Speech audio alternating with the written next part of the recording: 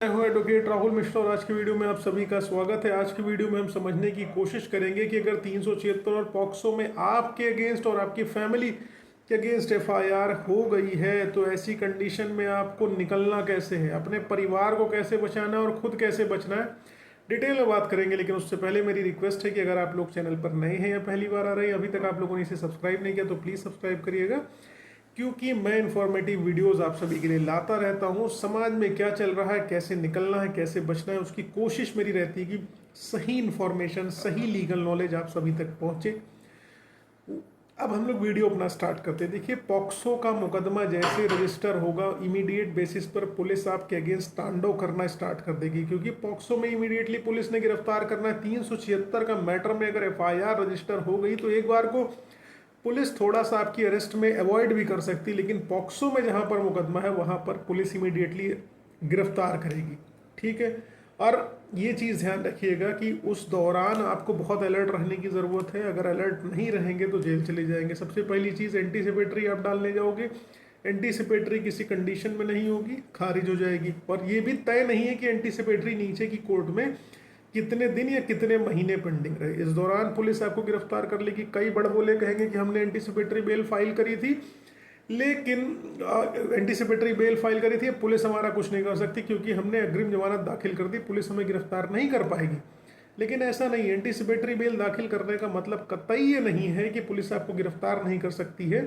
Police आपको किसी भी मोड़ पर गिरफ्तार कर सकती है, जब तक कि आपके पक्ष में किसी प्रकार का इंटरिम ऑर्डर क्यों ना हो। अगर इंटरिम ऑर्डर हम आपके फेवर में नहीं तो पुलिस आपको इमीडिएटली गिरफ्तार कर सकती है। अब दूसरी कंडीशन ये कि मान लीजिए लड़की माइनर है तो भैया स्पष्ट चीज़ ये ध्यान रखिएगा, वेट कर लीजिए। अगर बहुत ज़्यादा ब्याह से हो, सदिया से हो, शादी करने की बहुत इंटेंशन हो रही है तो वेट कर लो थोड़ा सा, so that you can marry her. 18 साल के ऊपर हो जाने दो, उसके बाद शादी करना।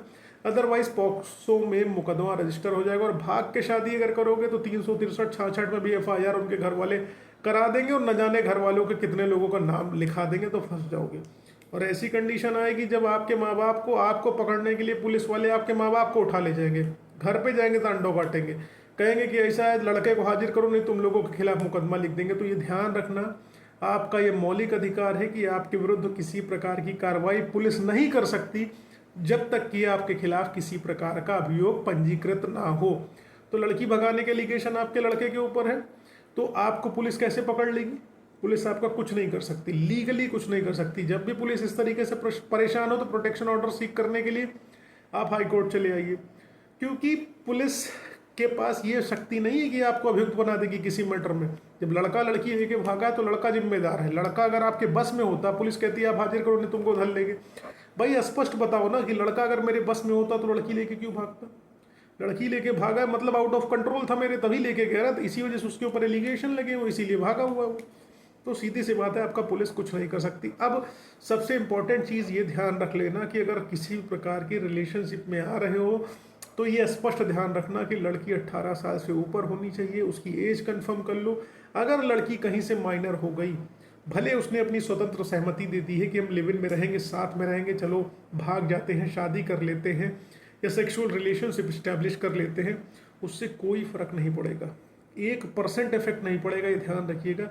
आप गिरफ्तार करके जेल भेज दिए जाएंगे, क्योंकि माइनर की कंसेंट किसी प्रकार से मायने नहीं रखती, महत्व तो नहीं रखती, उसकी कंसेंट नल एंड वॉइड है, जीरो है। अब दूसरी चीज़ आपको ये कंफर्म करनी है कि लड़की, पहली चीज़ तो पढ़ी लिखी होनी चाहिए। पढ़ी लिखी लड़की से शादी करोगे या उसके साथ रहोगे तो कम से कम अपनी जनरेशन को अच्छी तरीके से आप आगे बढ़ा पाओगे, वो लोग अच्छी नॉलेज दे पाएंगे। मैं यहाँ पर कम पढ़ी लिखी महिलाओं या पढ़ी लिखी महिलाओं में कंपैरिजन नहीं कर रहा हूँ, लेकिन एक ट्रेंड है कि और लड़कियों को भी पढ़ना चाहिए। दूसरी चीज़ ये ध्यान रखना, अगर लड़की आपकी पढ़ी लिखी है, लड़की अगर पढ़ी लिखी तो 10th क्लास की मार्कशीट देख के कंफर्म कर लो कि उसकी एज क्या है, नहीं तो उसके पता चला बप्पा जो है लड़की कभी स्कूल न गई हो और लिखा दे कि लड़की हमारी 16 ही साल की थी, लेस देन 16 थी, 13 साल थी, 14 साल थी। ये भी हो सकता है, बैकडेट एफआईआर लिखा के माइनर दिखा के आपके ऊपर पॉक्सो मुकदमा दर्ज करवा देगा। लड़की एजुकेटेड है तो आप उसकी मार्कशीट ले लीजिए, और नहीं एजुकेटेड है तो भाई मेडिकल होगा, मेडिकल से सारी चीज़ें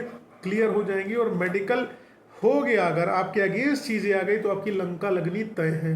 ठीक है, और अगली कंडीशन ये कि अगर मान लीजिए आपको शादी करनी भी है किसी लड़की से, शादी आप भाग के कर भी रहे, तैयार भी हो गए हैं शादी करने के लिए, तो उस कंडीशन में आप, अगर लड़की हिंदू है तो रजिस्टर्ड मैरिज कराइए, ठीक है, मुस्लिम है तो मुस्लिम काजी से रजिस्ट्रेशन ऑफ मैरिज कराइए, निकाहनामा पूरा बनवाइए प्रॉपरली।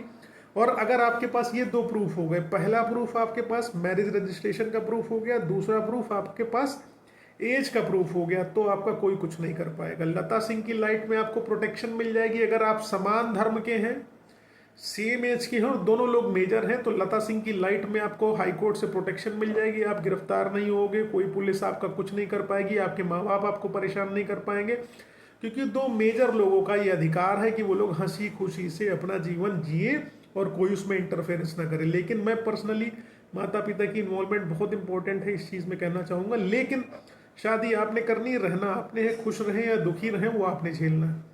अगर आप दोनों लोग मेजर हैं तो लता सिंह की लाइट में प्रोटेक्शन हो जाएगी, कोई आपका कुछ बिगाड़ नहीं पाएगा, ठीक है।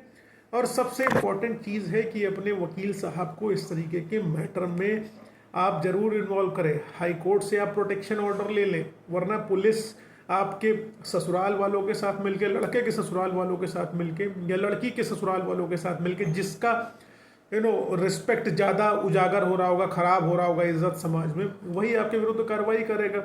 तो एसएसपी और एसएचओ को हाई कोर्ट से प्रोटेक्शन लेके सर्टिफाइड डॉक्यूमेंट आप भेज दें और एफआईआर क्वैश कराने के लिए हाई कोर्ट आ जाएं कि भैया हम ही दोनों हैं, दोनों मेजर हैं, दोनों ने मिल के शादी कर ली है और फर्जी तरीके से हमारे घर वालों ने एफआईआर लिखा दी है, इसलिए इस एफआईआर को क्वैश कर दिया जाए। तो एफआईआर क्वैश हो जाएगी, ख़त्म हो जाएगी। आप सोचो कि हमने विवाह कर लिया है और हम शादी कर लिए हैं तो एफआईआर जो है ख़त्म अपने आप हो जाएगी, ऐसा कुछ नहीं है। आपको आके इंटीमेट करना पड़ेगा, हाई कोर्ट को बताना पड़ेगा that we have got married, marriage certificate ये है, एज प्रूफ ये है, हमारा रिलीजियस प्रूफ ये है, हम दोनों मेजर हैं, माइनर नहीं है, समान धर्म के हैं, अलग रिलीजन नहीं है हमारा, इसलिए we have got solemnized our marriage, now you are required to cancel this FIR, quash this FIR. तो कोर्ट ये सारी चीज़ें देखेगी और एफआईआर ख़त्म कर देगी, वरना पता चला शादी करके भी आपको ट्रायल फेस करना पड़ रहा है, तो लड़के को ही end of the day problem होती है, लड़की को कोई प्रॉब्लम नहीं आती है।